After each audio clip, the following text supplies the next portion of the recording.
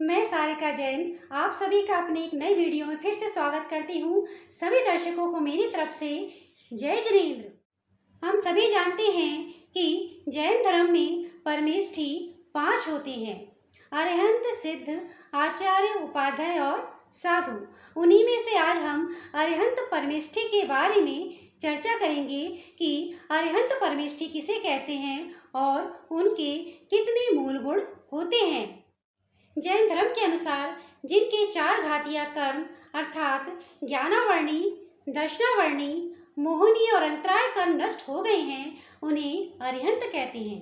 इन कर्मों के नष्ट होने से उन्हें अनंत चतुष्टय प्राप्त हुए हैं, अर्थात ज्ञानावर्णी कर्म के नष्ट होने से उन्हें अनंत ज्ञान प्राप्त हुआ है। दर्शनावर्णी कर्म के क्षय होने से उन्हें अनंत दर्शन प्राप्त हुआ है। मोहनीय कर्म के क्षय होने से उन्हें अनंत सुख प्राप्त हुआ है और अंतराय कर्म के नष्ट होने से उन्हें अनंत वीर्य प्रकट हुआ है। जिन्होंने अपने परम औदारिक शरीर की प्रभा के द्वारा सूर्य के प्रभाव को भी फीका कर दिया है, जो वीतरागी हैं, सर्वज्ञ हैं और हितोपदेशी हैं, और जो 100 इंद्रों द्वारा अर्थात भवनवासी के 40 देव, व्यंतरों के 32 देव और कल्पवासियों के 24 देव, सूर्य, चंद्र, चक्रवर्ती और सिंह आदि इस प्रकार से 100 देवों के द्वारा वंदनीय होते हैं, वे अरिहंत होते हैं। यदि दूसरे शब्दों में हम अरिहंत का मतलब समझें तो इस प्रकार से हम अर्थ निकाल सकते हैं कि आ का मतलब होता है अग्नि। अग्नि सिर्फ जलाती ही नहीं अपितु हमें जीवन भी देती है। जो काम, क्रोध, मोह, लोभ और मद और ईर्ष्या को नष्ट कर देता हो और जो हमें प्राण ऊर्जा भी देता हो, वह अरिहंत है।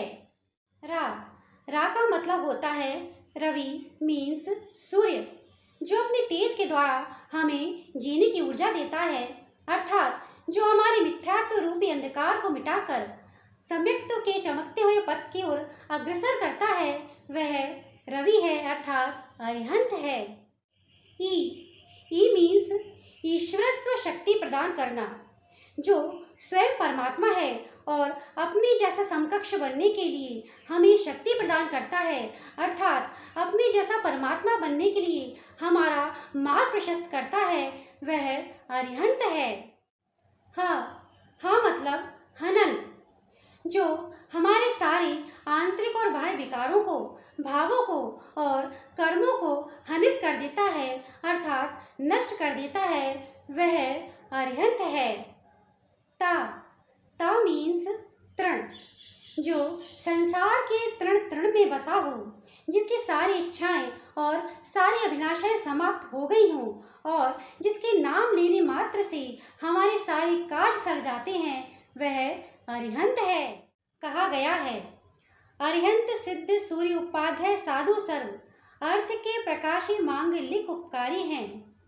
धन्य धन्य तिन ही से काज सब आज भय, कर जोरी बारंबार वंदना हमारी है। मंगल कल्याण सुख ऐसो हम चाहते हैं, हो मेरी ऐसी दशा जैसी तुम धारी है। अरिहंत भगवान हमें वस्तु के सच्चे स्वरूप का ज्ञान कराने वाले हैं। उनके शरण में जाकर हमें सच्चे सुख का मार्ग मिलता है। हमें वो दिशा मिलती है जिससे हम इस निर्णय पर पहुंच सकें कि सुख विषय भोगों में नहीं है।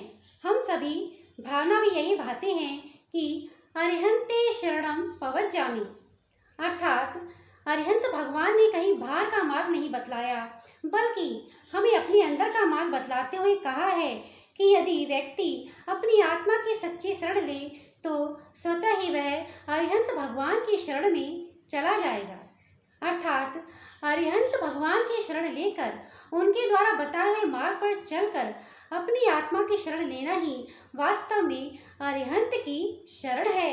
अरिहंत भगवान के 34 अतिशय, 8 प्रातिहार्य और 4 अनंत चतुष्टय मिलाकर 46 मूल गुण होते हैं। 34 अतिशयों में से 10 उनके जन्म के अतिशय होते हैं, 10 केवल ज्ञान के अतिशय होते हैं और 14 देवकृत अतिशय होते हैं। अरिहंत भगवान के जन्म के 10 अतिशयों को हम विस्तार पूर्वक समझने का प्रयास करते हैं। सबसे पहला है अत्यंत सुंदर शरीर। अरिहंत भगवान का स्वरूप अत्यंत मनोहारी होता है। जिनेंद्र देव के शरीर की स्तुति व प्रशंसा इंद्रादि भी अपने सहस्त्र मुख से करने में असमर्थ होते हैं। प्रभु के जन्म के पश्चात उन्हें पांडुक शिला पर नहवन के लिए ले जाते समय सची इंद्राणी को परम हर्ष होता है। वह चूड़ामणि रत्न समान जिन बालक के मुख को बार बार देखकर परम हर्षित होती है, उसे बार बार निहारती है और उनके शरीर को बार बार स्पर्श करते हुए कहती है कि अब मैं स्त्री पर्याय का अवश्य ही छेदन कर पाऊंगी। इंद्र भी प्रभु के रूप को देखकर इतने आश्चर्यचकित होते हैं कि दो नेत्रों के द्वारा देखने पर उन्हें संतुष्टि नहीं होती। तब वह प्रभु के स्वरूप को निहारने के लिए 1000 नेत्र बना लेते हैं। दूसरा अतिशय है सुगंधित शरीर। मनुष्य का शरीर हड्डी, चमड़ी और रक्त से मिलकर बना होता है। भले ही वह जीवित दशा में हो, परंतु उसमें गंध के साथ दुर्गंध होती है। परंतु तीर्थंकर भगवान के शरीर में सिर्फ सुगंध होती है। वे जहाँ पर विराजते हैं पूरा वातावरण सुगंधमय हो जाता है और उनकी सुगंध का इतना प्रभाव होता है कि रोगियों के रोगों का नाश हो जाता है। तीसरा अतिशय है पसीना रहित अवस्था। तीर्थंकर भगवान के शरीर में कभी स्वेद नहीं होता, अर्थात उन्हें पसीना कभी नहीं आता। चौथा अतिशय है मलमूत्र न होना। तीर्थंकर भगवान का भोजन अल्प होता है और रस रूप होता है। वह जीवन भर देवों द्वारा भेजी गई भोजन सामग्री को ही ग्रहण करते हैं, परंतु उनकी जठराग्नि इतनी पुष्ट होती है, इतनी उत्कृष्ट होती है कि वह जो भी कुछ खाते हैं वह भस्म हो जाता है। इसलिए उन्हें जीवन भर निहार नहीं होता, अर्थात उन्हें जीवन भर मलमूत्र नहीं होता। पांचवा अतिशय है हित मित प्रिय वचन। अरिहंत भगवान महान आत्मा हैं, महापुरुष हैं और महापुरुषों के वचन कभी खोटे, तुच्छ और अपमान भरे नहीं होते। हित मतलब अरिहंत भगवान की वाणी ऐसी होती है जो सभी के लिए हितकारी होती है, अर्थात कल्याणकारी होती है। मित मतलब कम बोलते हैं परंतु उसमें संदेह उत्पन्न करने वाली वाणी नहीं बोलते और ऐसे वचन बोलते हैं जो किसी को भी अप्रिय ना लगे, सभी के लिए प्रियकारी वचन ही बोलते हैं। छठवां अतिशय है अतुल्य बल। इसे हम छोटी सी कथा के माध्यम से समझ सकते हैं। नेमिनाथ भगवान श्री कृष्ण भगवान के चचेरे भाई थे। एक बार नेमि कुमार बलदेव और श्री कृष्ण भगवान यादवों से भरी हुई कुसुम चित्रा नामक सभा में गए। वहां पर सभी यादवों ने उठकर भगवान की प्रशंसा की और उनके बल की प्रशंसा करते हुए यह बोला कि श्री कृष्ण भगवान का बल इस सभा में सबसे अत्यधिक है। तब बलभद्र जी ने कहा कि नहीं, इस सभा में सबसे अधिक बल नेमि कुमार में है। तब श्री कृष्ण भगवान ने नेमि कुमार की तरफ देखकर उनको बाहु युद्ध के लिए ललकारा। तब नेमिनाथ कुमार ने उन्हें हंसकर बोला कि बाहु युद्ध की क्या आवश्यकता, आप मेरी कनिष्ठा उंगली को सीधी करके बता दें तो मैं आपको जानूं। तब श्री कृष्ण भगवान उनकी उंगली को सीधी करने में असमर्थ हुए, उनकी उंगली से ही लटक कर रह गए। तो सभी ने इस प्रकार नेमि कुमार के बल की प्रशंसा की। हम इस बात से समझ सकते हैं कि तीर्थंकरों में अतुल्य बल होता है। श्री कृष्ण भगवान की सफलता से हम यह समझ सकते हैं कि तीर्थंकरों का जो बल है वो चक्रवर्ती और नारायण से भी अत्यधिक होता है, परंतु वे अपने अतुल्य बल का कभी मिसयूज नहीं करते। सातवां अतिशय है श्वेत रुधिर। तीर्थंकर भगवान का रक्त दूध के समान श्वेत होता है। हमारे शरीर में दो प्रकार के कण रक्त में पाए जाते हैं, लाल रक्त कण और श्वेत रक्त कण। लाल रक्त कण श्वसन अंगों से ऑक्सीजन लेकर पूरे शरीर में पहुंचाते हैं और शरीर से कार्बन डाइऑक्साइड लेकर श्वसन अंगों तक पहुंचाती है। इनकी कमी से रक्त अल्पता या एनीमिया का रोग हो जाता है और अधिकता से रक्त में गाढ़ापन और चिपचिपापन बढ़ जाता है, जिससे हार्ट अटैक आने की संभावना बढ़ जाती है। जबकि श्वेत रक्त कण हानिकारक तत्वों और शरीर में बीमारी पैदा करने वाले जीवाणुओं से हमारी रक्षा करते हैं। इस प्रकार दोनों कणों में श्वेत रक्त कण उत्कृष्ट होते हैं। इस बात से स्पष्ट है कि सफेद खून में बीमारियों से लड़ने का सामर्थ्य अधिक है और निर्दोषता है।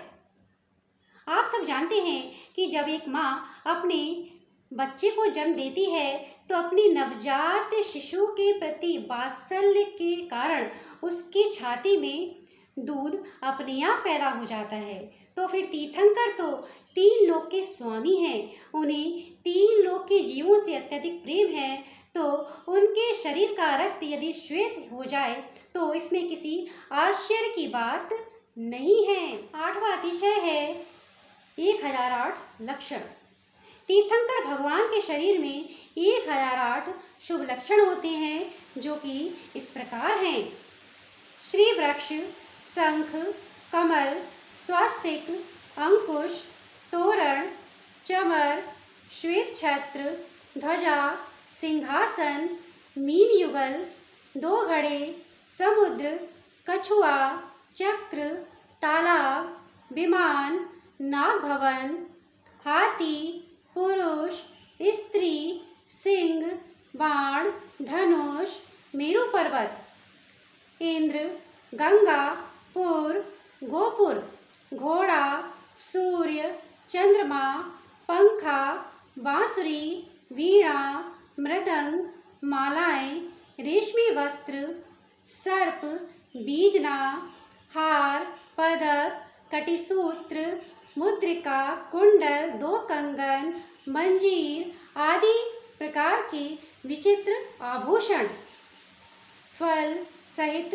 बगीचा, पके हुए अनाज वाला खेत, हीरा रत्न, वज्र, पृथ्वी, लक्ष्मी, सरस्वती, कामधेनु, वृषभ, चूड़ा रत्न, महानिधि, ग्रहकल्प वृक्ष, भाजनांग कल्प वृक्ष, भोजनांग कल्प वृक्ष, फलांग कल्प वृक्ष, वस्त्रांग कल्प वृक्ष, भूषणांग कल्प वृक्ष, मलायांग कल्प वृक्ष, दीपांग कल्प वृक्ष, ज्योतिरांग कल्प वृक्ष, तूर्यांग कल्प वृक्ष, स्वर्ण, जम्बू वृक्ष, गरुण, नक्षत्र, सिद्धार्थ वृक्ष, अष्टप्रातिहार्य, महल, नवग्रह, देवांगना इत्यादि 108 प्रकार के उनके लक्षण होते हैं।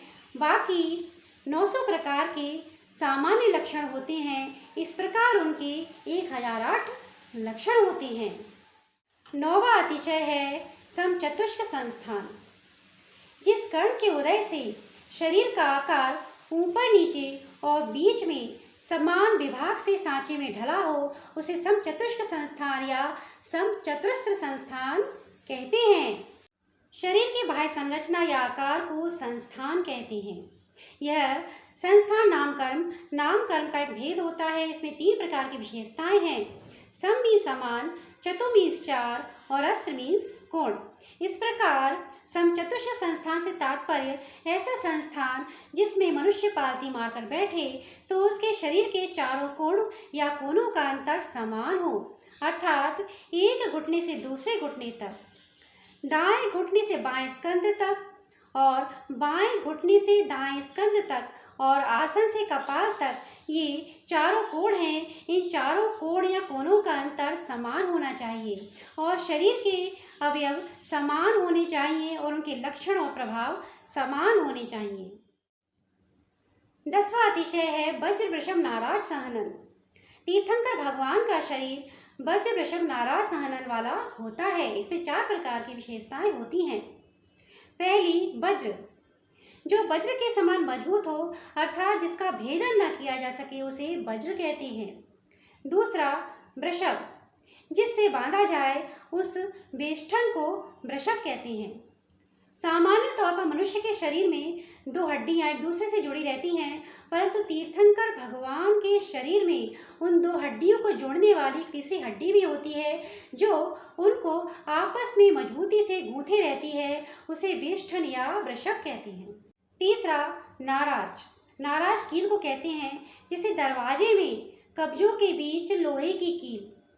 तीर्थंकर भगवान के शरीर में उन गुथी हुई हड्डियों को और मजबूती से बांधे रखने के लिए वज्र की ही कील या नाराज होती है। चौथा, सहनन, हड्डियों के समूह को सहनन कहते हैं। जिसके उदय से हड्डियों के बंदरों में विशेषता आती है, उसे सहनन नाम कर्म कहते हैं। यह नाम कर्म का एक भेद होता है। जिसके उदय से औदारिक शरीर में कठोर भाग की या हड्डी की रचना होती है, उसे सहनन नाम कर्म कहते हैं। इस प्रकार जिस शरीर में वज्र की ही हड्डियां, वज्र का ही वृषभ और वज्र का ही नाराज होता है, वह वज्र वृषभ नाराज सहनन वाला शरीर होता है। यह सहनन से पुरुषों के ही होता है, महिलाओं के नहीं। इस सहनन के कारण शरीर इतना पुष्ट होता है कि बिना बाधा प्राप्त किए उपद्रवों को झेला जा सके और आत्म ध्यान का कार्य निर्विघ्न संपन्न हो सके। यही कारण है कि मोक्ष भी इसी सहनन से बताया गया है। अभी तक हमने प्रभु के जन्म के 10 अतिशयों के बारे में जाना। अब हम केवल ज्ञान होने के पश्चात कौन कौन से 10 अतिशय होते हैं, उनके बारे में जानते हैं।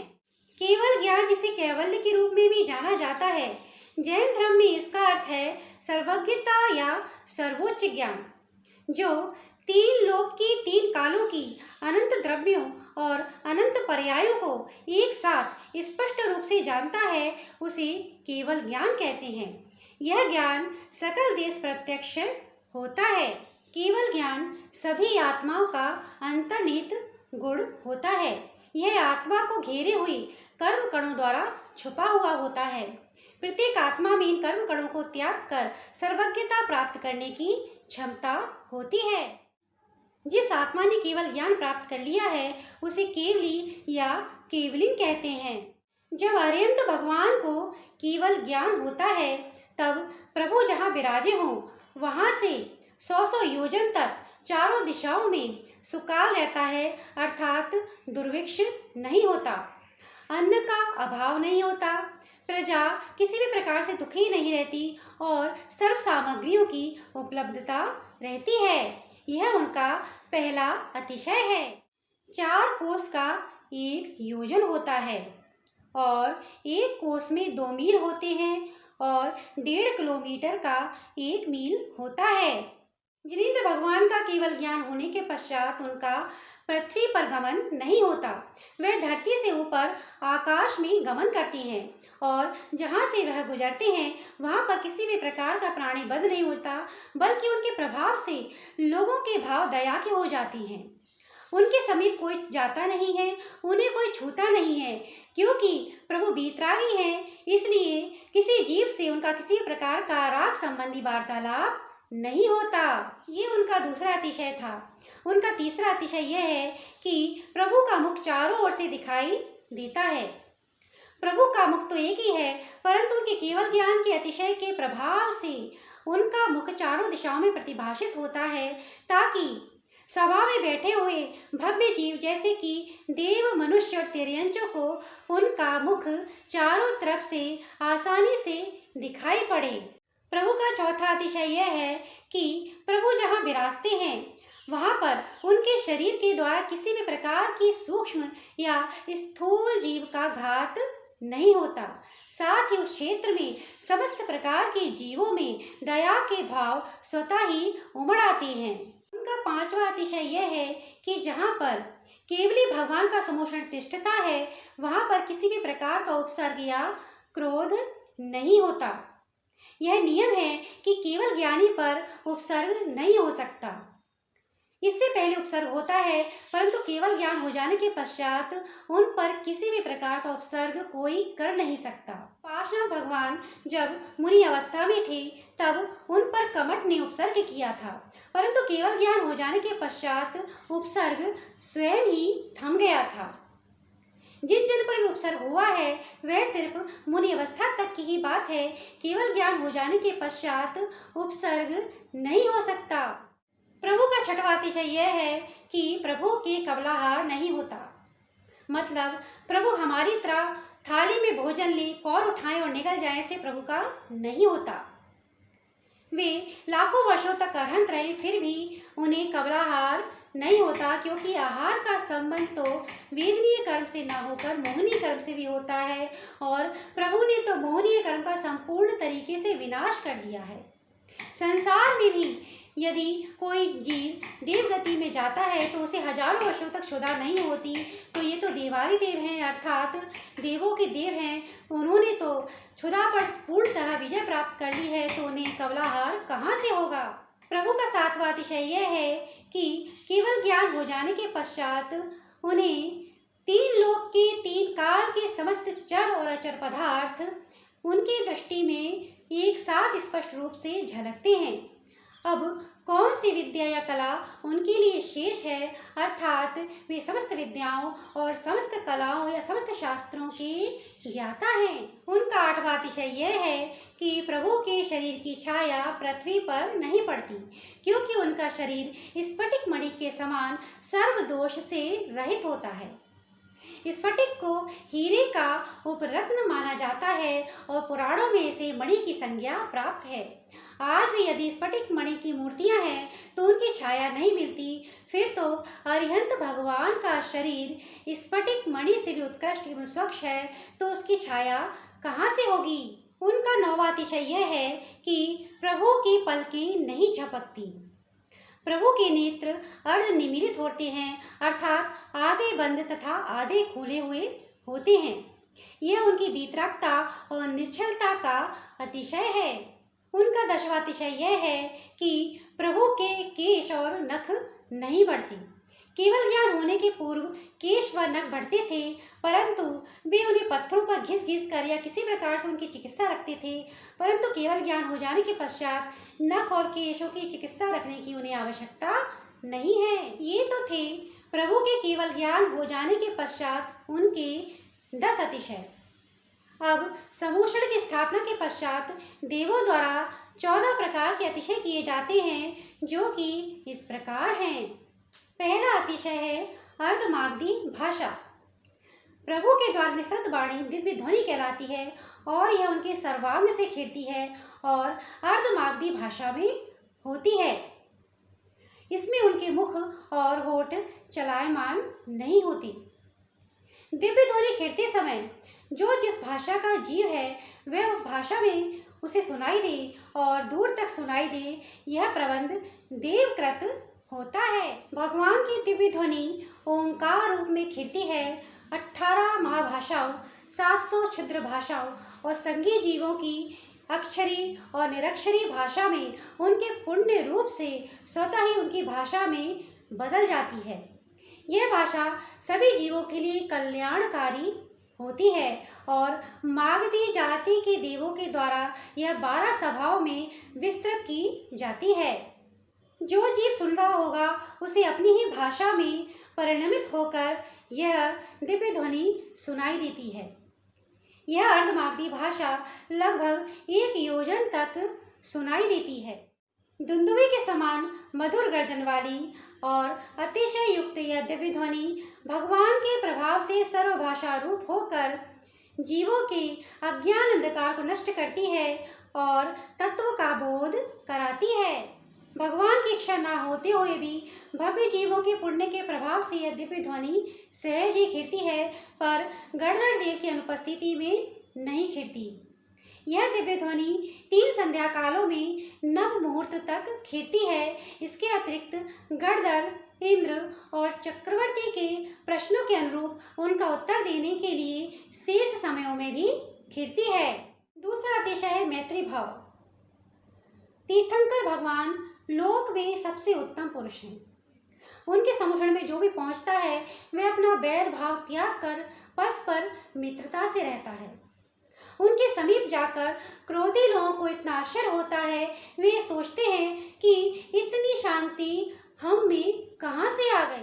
फिर वे गहरे विचार में उतरकर क्रोध से भिन्न अपने शांत स्वभाव को देखते थे और शांत स्वभाव के अनुभव के द्वारा सम्यक दर्शन, ज्ञान और चारित्र को साध लेते थे। हिंसक पशु भी अहिंसक और शांत बनकर एक दूसरे के साथ परस्पर मित्रता के साथ बरतते थे। प्रभु तो समूषण में विराजमान हैं, उनका तो अतिशय है ही, परंतु देवलोगों का जो प्रबंध है, उनका आना जाना है और चमत्कार है, इस वातावरण में पूर्णतः सहयोगी है। देवों द्वारा किया गया तीसरा अतिशय है दिशाओं का निर्मल होना।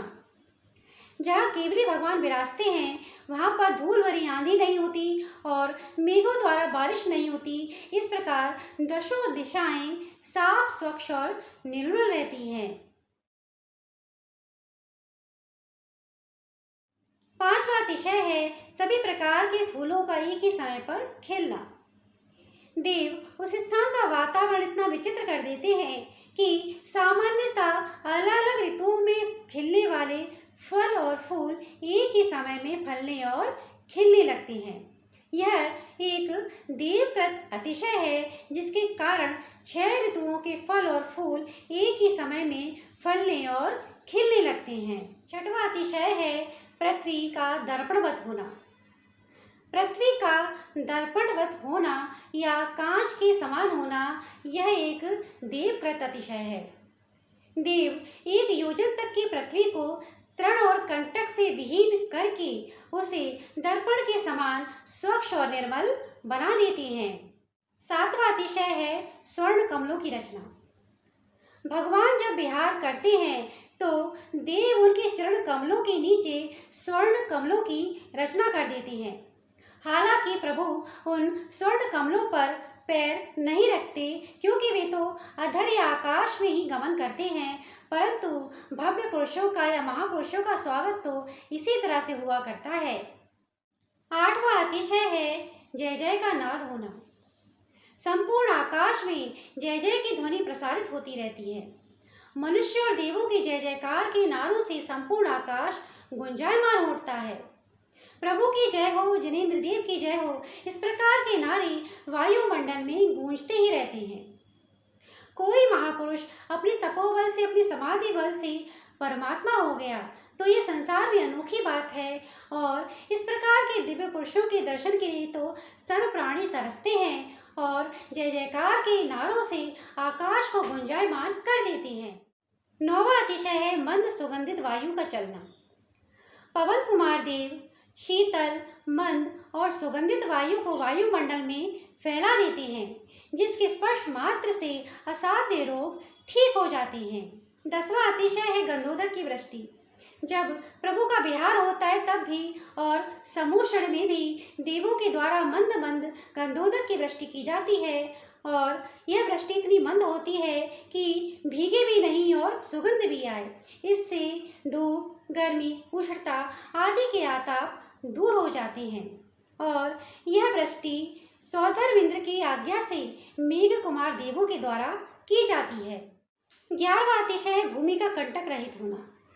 पवन कुमार जाति के देवों के द्वारा भूमि पर कंकड़, पत्थर, कांटे इस प्रकार के चुभने वाले पदार्थ हटा दिए जाते हैं ताकि भूमि साफ सुथरी और स्वच्छ हो जाए। 12वां अतिशय है धर्म चक्र का चलना। जब प्रभु विहार करते हैं तब सूर्य के समान विशाल और 1000 आरों वाले रत्नमयी धर्म चक्र को लेकर देव प्रभु के आगे आगे चलते हैं। साथ में करोड़ों ध्वजाओं और करोड़ों वाद्यों को लेकर साथ चलते हैं। इस धर्म चक्र के द्वारा धर्म की प्रभावना होती है, इसलिए असंख्यात देव उसकी सेवा में निरंतर लगे रहते हैं। 13वां अतिशय है हर्ष का वातावरण। जब प्रभु को केवल ज्ञान होता है तो नरकों में भी 2 घड़ी के लिए शांति का वातावरण हो जाता है। तो जब प्रभु का समूषण लगता है और वहाँ पर देव, मनुष्य और तिर्यंच प्राणी आते हैं और प्रभु का साक्षात दर्शन करते हैं तो प्रत्येक प्राणी आनंद से भर जाता है और चारों ओर का वातावरण उल्लासमय हो जाता है। 14वां अतिशय है अष्टमंगल द्रव्य। छत्र, चमर, घंटा, ध्वजा, स्वास्तिक, पंखा, झारी और दर्पण, ये 8 मंगल द्रव्य प्रभु के समूषण में देवों द्वारा स्थापित किए जाते हैं। ये तो थे देवों के द्वारा किए जाने वाले 14 अतिशय। अब हम प्रभु के 8 प्रातिहार्यों के बारे में जानते हैं कि समूषण में लगने वाले 8 प्रातिहार्य कौन कौन से होते हैं। पहला प्रातिहार है अशोक वृक्ष। प्रभु के समूषण में उनके शरीर से 12 गुना ऊंचा एक अशोक वृक्ष होता है।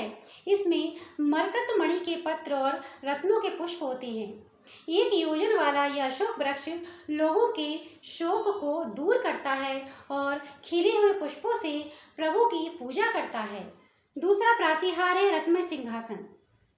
समुद्र में विराजमान प्रभु की शोभा आश्चर्यकारी थी। वहाँ सोने का रत्नमयी सिंहासन होने पर भी प्रभु उसका स्पर्श किए बिना अधर आकाश में 4 अंगुलों पर विराजते थे। सिंहासन के ऊपर अधर आकाश में विराजमान निरालंबे प्रभु को देखते ही ऐसे ज्ञात होता था कि पुण्य के उत्कृष्ट फल की अपेक्षा चैतन्य गुण उच्च है।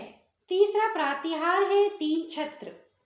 बाह्य में स्फटिक के 3 छत्र सुशोभित थे, परंतु अंतर में प्रभु के रत्नात्रय की शोभा कुछ और ही थी। ऊपर रत्नात्रय समान छत्र ऐसा प्रकट कर रहे थे कि भगवान ने रत्नात्रय के द्वारा यह परमात्म पद प्राप्त किया है। इसलिए हे भव्य जीवों, तुम भी भगवान के सानिध्य में आओ और आनंद रूप हो जाओ। चौथा प्रातिहार है भामंडल। जिनेंद्र भगवान के शरीर से उत्पन्न होती दिव्य प्रभा अर्थात भामंडल के तेज द्वारा समूषण की सारी भूमि शोभा देती थी।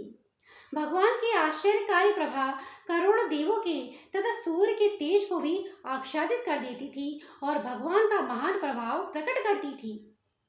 भगवान के शरीर की उस मंगल प्रभा में मनुष्य और देव प्रसन्नता पूर्वक अपने साथ साथ भव देखते थे। पांचवा प्रातिहार है दिव्य ध्वनि। भगवान के सर्वांग से महादिव्य ध्वनि खिलती थी। मधुर मेघ गर्जना समान तथा अतिशय युक्त वह दिव्य ध्वनि भगवान के प्रभाव से सर्वभाषा रूप होकर भव्य जीवों के अज्ञान अंधकार को नष्ट करती थी और तत्व का बोध कराती थी। छठवां प्रातिहार है दुंदुभी वाद्य। अतिशय गंभीर और मधुर देव दुंदुभी वाद्य दिव्य नाद द्वारा यह घोषणा करते हैं कि इन जिनेंद्र भगवान ने तो मोह शत्रु को जीतकर केवल साम्राज्य प्राप्त कर लिया है, तो तुम भी मोह विजेता होने के लिए प्रभु के मार्ग में आओ। सातवां प्रातिहार है 64 चमर। यक्ष जाति के देवों के द्वारा भगवान के दोनों तरफ 32-32 अर्थात 64 चमर जुड़ाए जाते हैं। ये चमर कमल नालों के सुंदर तंतु जैसे स्वच्छ, उज्ज्वल और सुंदर आकार वाले होते हैं। चमर के रेशे इतने श्वेत एवं तेजस्वी होते हैं कि उनसे इंद्रधनुषी किरणें निकलती हैं। ये चमर उत्तम रत्नों से रचित और स्वर्णमय होते हैं। आठवां प्रातिहार है पुष्प वृष्टि। भगवान के मस्तक पर आकाश में सुगंधित जल की बूंदों से युक्त सुखद मंदार, सुंदर, नमेरु, पारिजात, संतानक आदि उत्तम वृक्षों के उदरमुखी फूलों की वर्षा होती रहती है। इस प्रकार अरिहंत भगवान के 34 अतिशय, 10 जन्म के, 10 केवल ज्ञान के और 14 देवव्रत और 8 प्रातिहार और 4 अनंत चतुष्टय मिलाकर 46 मूल गुण होते हैं। 4 अनंत चतुष्टयों के बारे में मैं आपको वीडियो में पहले भी बता चुकी हूँ। इसी प्रकार की कुछ रोचक वीडियोस देखने के लिए इस वीडियो को लाइक कीजिए और चैनल को सब्सक्राइब कीजिए। तब तक के लिए सभी दर्शकों को मेरी तरफ से जय जिनेंद्र।